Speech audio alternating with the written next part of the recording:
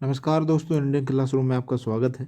जैसा कि आपको पता है कि हम लोग जो कि 2017 में पेपर हुए थे पुलिस कांस्टेबल की, उनके प्रीवियस ईयर पेपर का जो मार्क का सेक्शन होता है उसको हम सॉल्व करते हैं, ताकि आने वाले समय में ये आपके लिए काफ़ी हेल्पफुल साबित हो। सबसे पहले तो मैं माफ़ी मांगना चाहूँगा कि काफ़ी दिनों से मैं वीडियो नहीं डाल पाया, उसके लिए आई एम सॉरी। कुछ परेशानियाँ थी, इसकी वजह से नहीं डाल पाया, और अब मैं ट्राई करूँगा कि मैं रेगुलर वीडियो डाल पाऊँ। तो वही बोलूँगा कि वीडियो को शुरू से लेकर लास्ट तक देखिए, और इसमें जो भी क्वेश्चंस हम करा रहे हैं उनकी प्रैक्टिस घर पे बार बार करते रहिए, ताकि आने वाले समय में ये आपके लिए हेल्पफुल साबित हो। चलिए चलते हैं पहले क्वेश्चन की तरफ। और एक और बात, यदि वीडियो आपको अच्छी लगे तो प्लीज़ वीडियो को लाइक शेयर सब्सक्राइब करना ना भूलें, ये काफ़ी सपोर्टिव होता है। चलिए चलते हैं पहले क्वेश्चन की तरफ। ये रहा हमारा पहला क्वेश्चन हमारा ये दिया हुआ है। इसको देखिए, वही ए एम और ए एन वाला फॉर्मूला लगेगा। मतलब इसमें हमको क्या दिया हुआ है, इसमें दिया हुआ माइनस का 1/4, ये माइनस प्लस का 2 दिया हुआ है, नीचे दिया हुआ माइनस का 1/4, और पावर कितना दिया है 6 दिया हुआ है। इसको यदि मैं और सॉल्व करूँगा तो क्या करूँगा, नीचे वाली पावर को, नीचे वाली जो भी मेरी वैल्यू है इसको लेके मैं कहाँ चला जाऊँगा, ऊपर चला जाऊँगा। तो ऊपर ले जाने पे यहाँ पे अभी क्या दिखा हुआ है, ये मेरा जो 6 दिख रहा है ये आपको क्या दिख रहा है, प्लस में दिख रहा है। सॉरी, ये मेरा कैसे दिख रहा है आपको, प्लस में दिख रहा है। लेकिन जब इसको आप ऊपर लेके जाएंगे तो ये माइनस हो जाएगा। तो ये हमारा कितना हो जाएगा, ये बन जाएगा 1/4 ब्रैकेट होल स्क्वायर माइनस 1/4, ये हो जाएगा माइनस का 6। ओके, अब इसमें हम क्या करेंगे, पेन का कलर चेंज करता हूँ। अब इसमें हमें आगे हमारा क्या हो जाएगा, अब ये हमारा जब हो गया है तो आगे क्या रहेगा, जब हमारे बेस सेम होते हैं, यहाँ पर भी दोनों में बेस सेम है, मतलब आधार समान है। जब आधार समान होते हैं तो जो पावर होती है वो पावर क्या होती है, ऐड हो जाती हैं। तो हम पावर को ऐड कर देंगे। अब लेकिन हमारी पावर एक प्लस में है एक माइनस में है, तो ये अल्टीमेटली हमारी माइनस ही होंगी, और हमारे पास जो आंसर आएगा, फाइनली आंसर आएगा ये, इसकी वैल्यू आ जाएगी -4। ठीक, क्या ये हमारा ऑप्शन में है, ये हमारा ऑप्शन में नहीं है। एक्चुअली ये पहला वाला आंसर नहीं है। तो इसको हम क्या करेंगे, इसमें एक और चीज़ हम आगे ये कर सकते हैं कि, एक मिनट इसको हटा देते हैं। इसमें आगे हम ये कर सकते हैं कि हमारे ये ऊपर पावर लगी है माइनस की, ये जो पावर लगी है इस माइनस की पावर की वजह से अंदर की जो वैल्यू है इसको हम चेंज कर सकते हैं। तो हमारी वैल्यू कितनी हो जाएगी, 4 प्लस का 4। ये ऊपर ये प्लस का 4 कैसे आ गया, क्योंकि वो बाहर की पावर थी उसको हम अंदर लेकर गए, जिसकी वजह से बन के अपॉन में चला गया और ये वैल्यू 4 हो गई। तो ये हमारा आंसर हो जाएगा। आई होप ये आपको समझ आया होगा। चलिए अगले क्वेश्चन पर चलते हैं। चलिए ये रहा हमारा अगला क्वेश्चन। इसमें हमारा क्या दिया हुआ है, ये दिया हुआ है। तो इसको हम सॉल्व करेंगे, बहुत आसानी से सॉल्व हो जाएगा। इसमें क्रॉस मल्टीप्लाई करेंगे, मतलब तिरेक गुणा जो बोलते हैं वो करेंगे तो आसानी से हो जाएगा। तो हमारे पास जो इक्वेशन बनेगी, तो देखो मैं माइनस को साथ लेके जा रहा हूँ, तो ये हो जाएगा माइनस का 4x-3 इज इक्वल टू में क्या आ जाएगा, इसका 1 के साथ मल्टीप्लाई होगा, ये कितना हो जाएगा ये। जब इसको मैं और सॉल्व करूँगा तो इसका पहले देखिए क्या करेंगे, इसको लेके जाएंगे, इसका अंदर मल्टीप्लाई होगा 2 का, -2 का जब प्लस के 4 में, ये जो माइनस का 2 है इसका प्लस के 4x में मल्टीप्लाई होगा, तो ये कितना हो जाएगा, माइनस का 8x हो जाएगा। और एक माइनस हमारा ये वाला माइनस दिया हुआ है और दूसरा एक ये माइनस दिया हुआ है, तो ये हमारा कितना हो जाएगा, माइनस माइनस प्लस हो जाएगा, और इसका अंदर मल्टीप्लाई करेंगे तो कितना हो जाएगा, 6 हो जाएगा। आगे चलते हैं। इसमें हमारा क्या करना है, x-3, क्योंकि कोई अंतर ही नहीं पड़ेगा। अब x एक तरफ कर दो, और जो हमारे जिसमें x नहीं उसे एक तरफ कर दो। जब x एक तरफ करेंगे तो ये टोटल कितना हो जाएगा, 9x, और 6 उस तरफ जाएगा तो ये हमारा कितना हो जाएगा, माइनस का 9। माइनस से माइनस कट गया, 9 से 9 कट गया, तो x की अल्टीमेटली हमारे पास वैल्यू कितनी आ गई, 1 निकल के आ गई। ये हमारा क्या हो जाएगा, आंसर। ये रहा हमारा आंसर। चलिए नेक्स्ट क्वेश्चन की तरफ चलते हैं। देखिए इस क्वेश्चन में हमें क्या करना है, ये तो बहुत सारे लोगों को समझ ही नहीं आएगा, लेकिन मैं बता दे रहा हूँ कि यहाँ पे देखो हमारा क्या लिखा हुआ है, एक 16 भी लिखा हुआ है, एक 25 भी लिखा हुआ है। ठीक, हमारा ऐसा कुछ क्वेश्चन बना हुआ है। तो इसमें आप क्या करो, 16 का जो रूट होता है, मतलब अंडर रूट होता है, वो कितना होता है, 4 होता है। 5 का कितना होता है, 55 का कितना होता है, 5 होता है। तो हमारा आंसर वही होगा जिसमें 4/5 होंगे, और 4/5 सब एक में है, तो ये हमारा आंसर हो जाएगा। इसे आप थोड़ा लॉजिक तरीके से कर सकते हैं। चलिए अगले क्वेश्चन की तरफ चलते हैं। चलिए ये वाला क्वेश्चन देखते हैं। यहाँ पर ये दिया हुआ है कि 17 सेंटीमीटर त्रिज्या वाले एक वृत्त में एक जीवा वृत्त के केंद्र से 8 सेंटीमीटर दूरी पे है, तो जीवा की लंबाई बताओ। तो क्या करूँ, ये आपने एक बनाया वृत्त, और यहाँ से ये आपने खींच दिया एक सेंटर, जो कि ऐसा सही नहीं है, चलो ऐसा खींच देते हैं। ये हमने बीचों बीच खींच दिया, तो इसकी लंबाई कितनी है, 17 है। तो ये टोटल कितना हो जाएगा, 18, मतलब 34 का हो जाएगा। इस तरफ 17 है और इस तरफ 17 है, यही दिया हुआ है। अब ये क्या बोल रहा है, इसकी केंद्र से जीवा की जो लंबाई है वो 8 सेंटीमीटर। तो ये मैं क्या कर देता हूँ, जीवा को ऐसा ना बना के कैसे बना देता हूँ, चलो ऐसा बना देता हूँ, ये रही मेरी जीवा, ठीक, नीचे ये रही जीवा। अभी यहाँ से यहाँ तक की दूरी कितनी, 8 हो गई है। तो ये क्या बोल रहा है कि आपको ये जीवा की वैल्यू बताना है, मतलब जीवा कौन सी, मैं कलर चेंज कर देता हूँ। जीवा हमारी कौन सी है, ये नीचे वाली जो है ये हमारी जीवा है, इसकी टोटल लंबाई हमें बताना है। तो देखिए इसमें साफ साफ क्या कर सकता हूँ मैं, यहाँ से एक मैंने ऐसी लाइन ड्रॉ करी, इससे ये क्या बन जाएगा मेरी, ये बन जाएगी पाइथागोरस थ्योरम। पाइथागोरस थ्योरम बन जाएगी मेरी आसानी से, ठीक। तो आप क्या करो, पाइथागोरस थ्योरम लगाओ, तो पाइथागोरस थ्योरम लगा के उसको डबल कर देंगे तो हमारा आंसर आ जाएगा। तो पाइथागोरस थ्योरम में ये सबसे बड़ी जो भुजा होती है वो मेरी क्या होती है, कर्ण होती है। अब ये मैं इसको आधार मान के चलता हूँ, इसको मैं लंब मान के चलता हूँ, तो मेरा क्या हो जाएगा, ठीक। अब मुझे ये निकालना है, तो मेरा ये कितना हो जाएगा, 17 का स्क्वायर कितना होता है, 289 होता है, और 8 का स्क्वायर कितना होता है, 64 होता है। इन दोनों को कर दो माइनस। क्यों माइनस करूँ, क्योंकि सबसे बड़ी भुजा मेरी कौन सी होती है, जो 90 के सामने होती है, और 90 के सामने क्या है, 17 है, मतलब कर्ण हमारा ये है, ये हमारा क्या हो जाएगा, हाइपोटेनस हो जाएगा। ये हमारा बेस या परपेंडिकुलर हो जाएगा, और ये जो भी निकल के आएगा वो बेस होगा। तो इसको जब हम इसमें से माइनस करेंगे तो कितना आएगा, 225। अभी 225 मेरे अंडर रूट के अंदर आएगा, तो वैल्यू मेरी कितनी निकल के आएगी, 15, ठीक। तो ये आधी जो दूरी है ये तो होगी 15, यदि आधी 15 है तो बाकी बची हुई आधी भी 15 हो जाएगी, ठीक। तो 15 और 15 कितना हो जाएगा, 30 हो जाएगा, ये आंसर आ जाएगा। आई होप आपको समझ आया होगा। चलिए अगले क्वेश्चन पर चलते हैं। देखिए ये क्वेश्चन करते हैं, इसमें क्या दिया हुआ है कि 2 वर्ष के लिए 5,000 रुपये का चक्रवृद्धि ब्याज क्या करो यदि ब्याज की दर 10% हो। तो मैंने देखो बताया था 10% के लिए तो आप डायरेक्टली कर सकते हैं। 10% क्या है, ब्याज की दर मतलब बढ़ रही है 2 साल, तो वैल्यू कितनी हो जाएगी, 10 से 11 हो जाएगी। 10 से कितनी हो जाएगी, 11 हो जाएगी। ये कितना हो जाएगा मेरा 100, और ये कितना हो जाएगा 121। मतलब जो वैल्यू 100 थी वो 121 हो गई, तो ब्याज कितने का लग रहा है, 21 का, ठीक। अब इसमें हम क्या करेंगे, इंक चेंज करता हूँ मैं। इसमें क्या है, हमारे पास ये जो 100 दिया है, ये 100 हमारे किसके बराबर है, यहाँ लिखता हूँ, ये जो मेरा 100 है, ये 100 किसके बराबर दिया है क्वेश्चन में, 5,000 के, ठीक। तो 21 की वैल्यू निकालना है, तो 21 किसके बराबर होगा, पहले यहाँ से मैं निकालूंगा 1 की वैल्यू निकालूंगा तो कितना आएगा, 2 जीरो से 2 जीरो कट जाएंगे, 50। तो 21 की वैल्यू निकालने के लिए मुझे 21 इंटू 50 करना पड़ेगा, तो मेरा आंसर आ जाएगा 1050, जो कि ये दिया हुआ है। बहुत सिंपल सिंपल क्वेश्चन है ये, तो समझ आ ही गया होगा। चलिए अगले क्वेश्चन की तरफ चलते हैं। देखिए इस वाले क्वेश्चन में क्या करना है कि 24 सेंटीमीटर समान भुजा वाले एक समद्विबाहु समकोण त्रिभुज का क्षेत्रफल बताना है। तो इसका पहले मैं डायग्राम बना लेता हूँ। ये एक भुजा ये 24 है, एक भुजा ये 24 है। तो ठीक, हमारा जो फॉर्मूला होता है, फॉर्मूला क्या होता है, 1/2 बेस इंटू हाइट। तो बेस इंटू हाइट निकाल दो, 1/2 बेस की भी वैल्यू 24, हाइट की वैल्यू भी 24। इसको इससे काट दिया, कितनी बार गया, 12 बार। तो 12 चौको 48, और 12 दूनी 24, 25 26 27 28, 288 निकल के हमारा आ जाएगा आंसर धनाधन, ठीक। यदि क्वेश्चन समझ आया हो तो बस वीडियो को लाइक से सब्सक्राइब कर दो जल्दी से। चलिए अगले क्वेश्चन पर चलते हैं।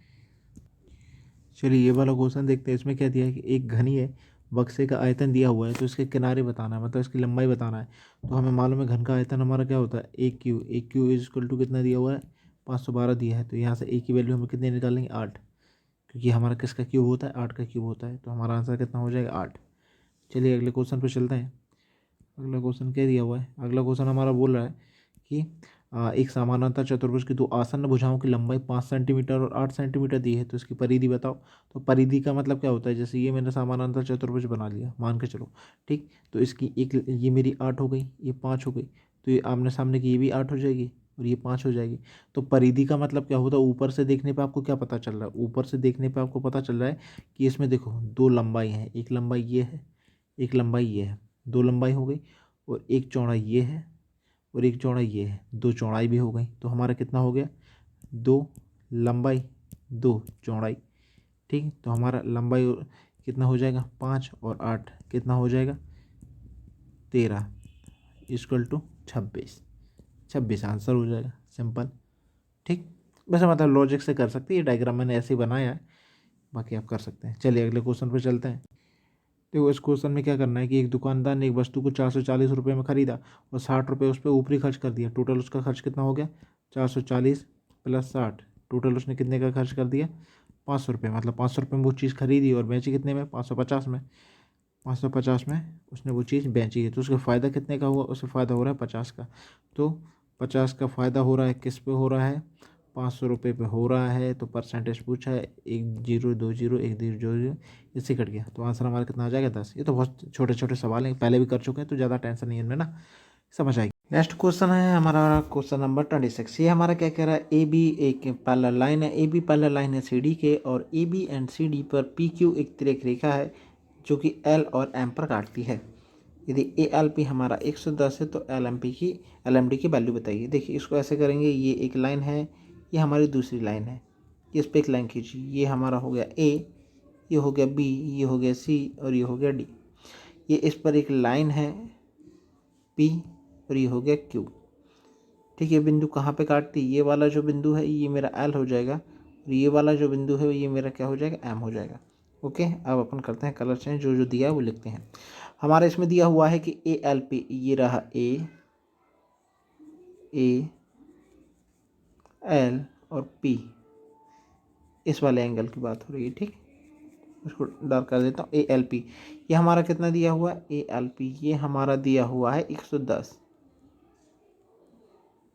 कितना दिया 110 दिया है। ओके, एंड हमें क्या निकालना है, एल एम डी की वैल्यू निकालना है। एल, इसको दूसरी तरह से करते हैं, मुझे वैल्यू किसकी निकालना है, एल एम डी, मतलब मुझे वैल्यू किसकी निकालना है, इसकी। ये वैल्यू मेरे को निकालने का है। ठीक है, अब इसमें हमारी क्या लग जाएगी, इंटीरियर एंगल वाली प्रॉब्लम थ्योरम लग जाएगी, प्रॉब्लम नहीं। अब देखिए वो यदि मेरा 110 है तो ये वाली वैल्यू भी मेरी कितनी हो जाएगी, 110 हो जाएगी। ओके, यदि ये मेरी 110 हो गई तो ये इस तरफ वाली, ये वाली जो वैल्यू हो जाएगी, ये भी इंटीरियर एंगल प्रॉपर्टीज है, 110 हो जाएगी। और हमें एक बात पता है कि हमारा जो एक लाइन होती है, ये जो लाइन होती है, इस लाइन पे जो एंगल होता है, ये जो आपको ब्लू लाइन से दिख रहा होगा, ये एंगल मेरा पूरा कितने का होगा, 180 का होगा। ये देखो ये एक लाइन हो गई, ये लाइन हमारे पूरे एंगल कितने का होगा, 180 का होगा। तो यहाँ पे 110 एंगल ये हो गया, तो ये बचा हुआ एंगल कितना होगा, 180 में से 110 माइनस कर देंगे, then we will get the answer, और answer is 70। This is a answer. Okay, I hope you got it. चलिए चलते हैं अगले क्वेश्चन की तरफ, एंड नेक्स्ट वन इज, थोड़ा सा छोटा हो जाओ। अगला क्वेश्चन हमारा क्या है, ये है, ये हमसे क्या कह रहा है कि ए बी सी डी एक समानांतर चतुर्भुज है जिसमें ए हमारा 135 है, बी और डी की वैल्यू हमको फाइंड आउट करनी है। ठीक, ये हमारा समानांतर चतुर्भुज है, कैसा भी बना लीजिए, कोई टेंशन नहीं है उसमें। ये तो समलंब बन गया, एक मिनट, ओहो डायग्राम बहुत गंदे बनते हैं मेरे से। ये और ये, ठीक है, इसको मैं नाम दे रहा हूँ ए, ये बी, ये सी, ये डी। इसमें एंगल ये जो है वो 135 है। ठीक है, ये जो एंगल है ये मेरा कितना है, 135 है। ओके, तो बी और डी की वैल्यू हमें निकालना है, मतलब इसका और इसका कॉम्बिनेशन हमें बताना है, कि एडिशन हमें बताना है कि कितना होगा। चलिए देखते हैं इसको हम कैसे करेंगे।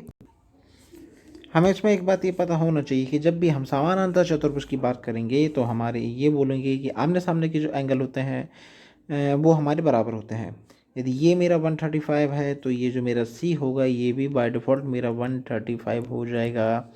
इसमें एक और प्रॉपर्टी चलती है कि जो इसके पास वाला एंगल होता है, जैसे ए के पास में कौन है, डी है। ठीक, तो ये वाला एंगल होता है, इन दोनों का जो सम होता है वो 180 होता है। ओके, तो यदि मुझे, मतलब मैं किस किस की बात कर रहा हूँ, कलर चेंज करता हूँ, कि मैं बात कर रहा हूँ कि ए और मेरा जो डी है, इन दोनों का जो सम होगा वो 180 होगा। तो angle A plus angle D is equal to 180। Then angle A की वैल्यू मेरे को मालूम है, वो है 135। एंगल डी यहाँ से मैं फाइंड आउट कर लूँगा।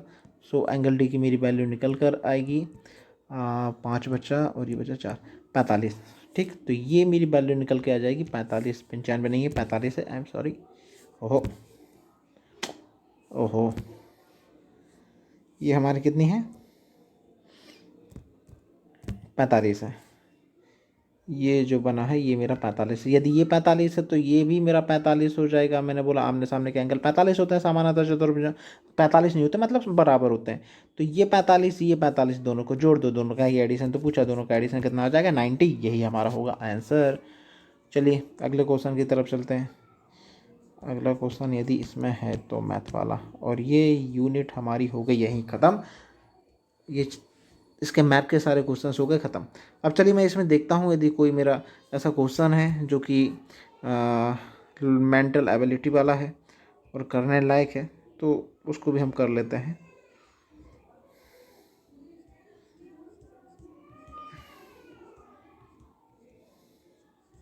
ये हो गया, ये हो गया, ये हो गया। एवरेज वाला हम कर सकते हैं विपरीत दिशा में। ये तो कैंसिल हो गया है, तो ये देखिए तो कैंसिल हो गया, तो इसको हम नहीं देखते हैं, छोड़िए, जाने दीजिए। ये कैसा क्वेश्चन है। राम को परीक्षा में 100 में से विभिन्न विषयों के निम्न अंक प्राप्त हुए। 5 विषयों में राम द्वारा प्राप्त किए गए औसत अंक ज्ञात करिए। तो सबको जोड़ के डिवाइड लगा देना, ये तो आ जाएगा, छोड़िए। अगला 20% of X, 30% of Y, X Y, ये आप निकाल सकते हैं। 240 मीटर लंबी एक ट्रेन जिसकी गति इतनी है कि सुरंग को 1 मिनट में पार करती, सुरंग की लंबाई बताइए। अच्छा ठीक है, चलिए इस वाले क्वेश्चन करते हैं, काफ़ी समय बाद मिला है इसलिए अपन कर रहे हैं इसमें।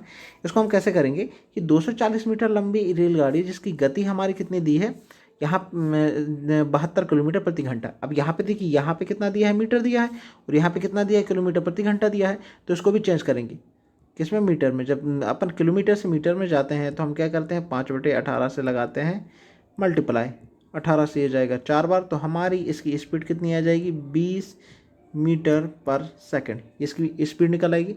अब मैंने एक और बात बोला है कि जब भी ट्रेन कभी सुरंग वगैरह से या नदी से या रेलवे स्टेशन क्रॉस करती है तो उसकी लंबाई ट्रेन की लंबाई में जुड़ जाती है, ठीक ना। अब हमसे क्या पूछा है, सुरंग की लंबाई पूछी हुई है, तो हमारा फॉर्मूला क्या होता है, S = D/T।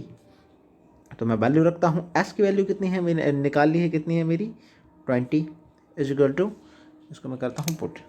ये हो गया 20 = अब हमको क्या निकालना है, ऊपर क्या रखेंगे, D हमारी कितना हो जाएगा, ये तो हो जाएगा, एक मिनट, ये तो हमारा हो जाएगा कितना, 240 तो मेरी क्या है, ट्रेन की लंबाई है, और टनल की लंबाई कितनी, x, वो मुझे नहीं पता है।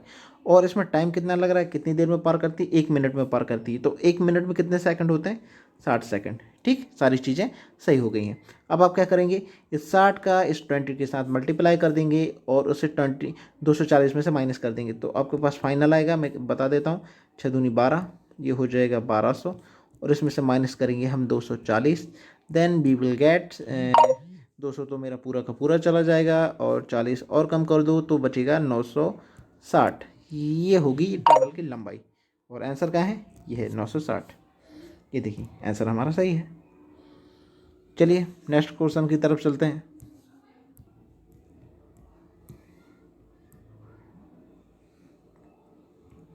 ये तो एक वस्तु कितनी हानि पे बेचा जाता है, ये हम पहले भी कर चुके हैं। आयु वाले भी हम पहले कर चुके हैं। 30 पुस्तकों का 150 यदि 50 से अधिक पुस्तक, ये भी हम कर लेंगे। औसत मूल्य, वैसे अब सारे क्वेश्चंस जो हैं वो हम लोग कर सकते हैं। 10 संख्या का औसत 6 है, 13 से गुणा कर दिया जाए तो समझ में क्या होगा, 6 13 6 78। अच्छा, ये वाला तो आपको पता ही होगा कि यदि हमारा फाइनली जो एवरेज में यदि कोई चेंज आ रहा है तो वो चेंज हमारे पूरी वैल्यू में हो जाता है। इसका मतलब ये है कि मान के चलिए कि 10 नंबरों का जो औसत है वो 6 है। यदि प्रत्येक संख्या में 13 से गुणा कर रहे हैं तो डायरेक्टली आप क्या करो, 6 का 13 में मल्टीप्लाई कर दो, आपका आंसर 78 आ जाएगा। ये मतलब बच्चों वाले सवाल हैं, पहले भी हम कर चुके हैं, काफ़ी सिंपल है। ये तो मतलब मेंटली वो है एबिलिटी वाले। राजू 5% के लाभ पर एक कुर्सी बेचता है और वह 9 रुपये कम में बेचता, तो करते हैं। अगला क्वेश्चन हमारा कह रहा है कि यदि राजू 5% के लाभ पर एक कुर्सी को बेचता है कि 100 रुपये की कोई चीज़ होगी, 5% लाभ पर बेच रहा है, मतलब 105 रुपये में बेच रहा होगा। यदि वह इस पर 9 रुपये कम में बेचता तो उसे 7% की हानि होती, ठीक। तो हमारे जब 7% की हानि होगी मतलब वो उसे 93 में बेच रहा होगा, ठीक। पहले वो चीज़ बेच रहा था 105 में, अब बेच रहा है वो 93 में। तो इन दोनों का डिफरेंस कितना है, इन दोनों का डिफरेंस कितना हो जाएगा, 12। इन दोनों का डिफरेंस यदि मैं निकालूंगा तो 12। ये 12 ही मेरे किसके बराबर दिया हुआ है, 9 की बराबर दिया हुआ है। उसने पूछा लागत मूल कितनी है, तो लागत मूल हमने 100 मानी थी, तो 100 निकाल दो। आप यहाँ से 1% की वैल्यू निकालेंगे, 1% की वैल्यू आएगी निकल के 9/12। जब आप 100% की वैल्यू निकालेंगे मतलब दोनों तरफ 100 का मल्टीप्लाई करेंगे तो वैल्यू निकल के आ जाएगी हमारी 3 3 जा और 3 4 जा, 4 से ये कट जाएगा 25 टाइम, और आंसर हमारा आ जाएगा 75। तो कहाँ है ऑप्शन में, ये रहा 75, ये हमारा आंसर हो जाएगा। चलिए अगले क्वेश्चन की तरफ चलते हैं। ये देखिए ये एक और बढ़िया क्वेश्चन है, मतलब कंफ्यूज करने के लिए अच्छा है, पर करते हैं इसको। एक पंप है, वो एक टैंक को 1200 लीटर पानी भरता है, एक टैंक में 1200 लीटर पानी भरता है, जिसके बाद 60% खाली रह जाता है। कितना खाली रह गया, 60%, और भर कितना गया है, 40%। तो इसे पूरा भरने में कितने और पानी की ज़रूरत पड़ेगी। देखो एक मैं डायग्राम के थ्रू बताता हूँ। ये मेरा कोई टैंक रहा होगा, ठीक, इसमें 1200 लीटर पानी आ गया। पानी मतलब मान के चलो कि यहाँ तक पानी आ गया होगा, यहाँ तक यदि मेरा कोई पानी भर गया है, तो ये जो वैल्यू है यहाँ से लेके यहाँ तक, ये कितनी है, ये 40% है। और ये जो खाली रह गया है, ये खाली कितना है, ये 60% है। यही तो हमारा इसमें दिया हुआ है।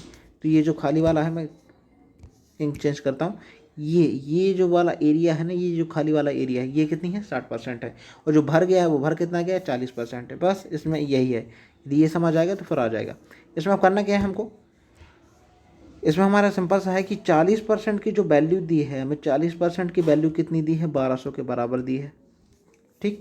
तो यहाँ से हम 1% की वैल्यू निकाल लेंगे। जब 1% की वैल्यू निकालेंगे तो हम क्या करेंगे, 1200 डिवाइडेड बाय 40, मल्टीप्लाई भी नहीं करते हैं, बाद में करेंगे, ठीक। तो यहाँ से ये कट गया, यहाँ से ये कट गया, कितना आ गया, 30 आ गया। अब 100% की वैल्यू जब हम निकालेंगे तो हमें कैपेसिटी निकल के आ जाएगी। 100 का इस तरफ मल्टीप्लाई किया तो 100 का इसमें भी मल्टीप्लाई करेंगे तो कितना आ जाएगा, 3000 आ जाएगा। 3000 तो इसकी टोटल कैपेसिटी है, 1200 वो भर चुका है। तो कितने और पानी की ज़रूरत है, तो 1200 इसमें से माइनस कर दीजिए, देन आपको आंसर मिल जाएगा 1800। तो ये रहा हमारा आंसर 1800। बहुत सारे लोग इसमें 3000 लगा के आ जाएंगे और उनका गलत हो जाएगा क्वेश्चन, ठीक, नंबर नहीं मिलेंगे। चलिए चलते हैं अगले क्वेश्चन की तरफ। और अगले क्वेश्चन पर जाने से पहले आप, यदि वीडियो आपको अच्छी लग रही है, हेल्पफुल लग रही है, तो वीडियो को लाइक और शेयर सब्सक्राइब जल्दी से कर दो। फिर हम अगले क्वेश्चन की तरफ चलते हैं। चलिए एक हमारा पार्टनरशिप वाला सवाल आ गया है, इसको करते हैं। ये हमारा लास्ट क्वेश्चन है। इसमें क्या दिया हुआ है कि ABC 3 मित्र हैं जो 20,000, 18,000 और 14,000 रुपये लगाकर एक व्यापार शुरू करते हैं। तो ये रहा A, ये रहा B, ये रहा C। पहले बंदे ने कितने लगाए, 20,000। तो देखो इनमें से कुछ कट रहा है तो मैं उसे काट देता हूँ। 3 जीरो इसमें से काट दो, 3 जीरो इसमें से काट दो, 3 जीरो इसमें से काट दो। ऐसे ऐसे काटता हूँ तो आपको ज़्यादा अच्छे से कटा कटा लगेगा, ठीक। तो यहाँ पे हमारा कितना बचा, ये बचा हमारा 20, ये हमारा कितना बचा, ये बचा 18, और ये हमारा कितना बचा, ये बचा 14, ठीक ना। अब इसने क्या किया है, यदि वर्ष के अंत में, मतलब 1 साल तक इसने पैसा लगाया है, उससे पहले यदि कुछ और भी कट रहा है तो काट दो। ये 2 से कट जाएगा, ये 10 बार जाएगा, ये 2 से जाएगा 9 बार, ये 2 से जाएगा 7 बार, ठीक है। ये हमारी वैल्यू आ गई 10, 9 और 7। अब इसने बोला है कि साल के अंत में उन्हें कितना मिल रहा है, 78,000। इसमें से भी 3 जीरो हटा दो, 78,000 मिल रहा है साल के अंत में, ठीक। मतलब इन तीनों का एडिशन ही तो है 78,000, ठीक। इन तीनों का ही एडिशन उसको कितना मिल रहा है, 78,000 के बराबर मिल रहा है, 78 के बराबर मिल रहा है। तो उन्होंने बोला बी का हिस्सा बताओ, तो बी की वैल्यू कितनी है, 9। तो इस टाइप के क्वेश्चन को करने के लिए सिंपल सा क्या करेंगे, 78, नीचे इन तीनों का एडिशन लिख देंगे, 19, 20, और ये हो जाएगा 26, और मल्टीप्लाई कितने से हम कर देंगे, मल्टीप्लाई कर देंगे 9 से, क्योंकि उसने बी की वैल्यू पूछी हुई है, तो मल्टीप्लाई कर देंगे 9 से। इसको काट दीजिए, 2 से जा रहा है, 2 3 6, 2 9 18, और ये जाएगा 13 से, चला ये हो जाएगा 13, और 13 3 39, और ये हो जाएगा 27। तो हमारा जो आंसर होगा वो होगा 27,000, 2700। क्यों, क्योंकि हमने बाकी की जीरो उड़ा दी थी पहले ही, ठीक। आगे आया, होप आपको समझ आ गया होगा। तो 27 हमारा कहाँ है, ये ऑप्शन है, ये वाला। और यदि वीडियो आपको अच्छी लगी हो तो वीडियो को लाइक से सब्सक्राइब करिए। ये हमारा लास्ट क्वेश्चन था। मिलते हैं अगली वीडियो में। घर पर रहिए, स्वस्थ रहिए, वीडियो को देखते रहिए, शेयर करते रहिए। चलिए बाय बाय।